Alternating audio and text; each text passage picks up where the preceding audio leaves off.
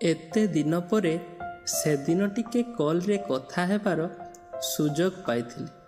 हेले कौन हेबो, पदे दुई पद कथा होइछि कि नाई कॉल कटिगला। केजाणी पुणी केबे से सुजोग मिलिबो। एमिति भाबु भाबु हठात तुमर कॉल आसीगला। मु तो पूरा आश्चर्य। सेदिन तो किछि कहि पारि नथिली कि तुम प्रश्नर उत्तर देई पारि नथिली। हेले आजी कहूची शुण। अच्छा, तुमे सबुबेले मते पचारना कि मु तो तुमर परिचित नुहे, हेले तुमे मते एते पसंद काई करुछ?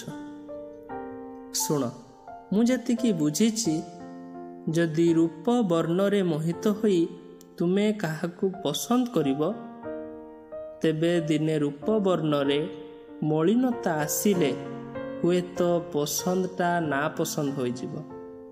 हेले जदि गुण आउ चरित्र को देखी भल पाइबार सृष्टि होइथिबो, पसंद आसीथिबो, सेठी ना पसंदर प्रश्न ही उठिबनी। बदलरे दिने से बंचिबार कारण साजिबाकू लागिबो। तापरे तुमर मन हृदय जेतिकी निर्मल आउ स्वच्छ, मु कौन तुमको समाज रे सबू पसंद करने को लगे। अरे मु किछि भूल कहूनी, ठीक ही कहूची। हो छाड़, तुमे एबे तुमर प्रश्नर उत्तर पाइल तो?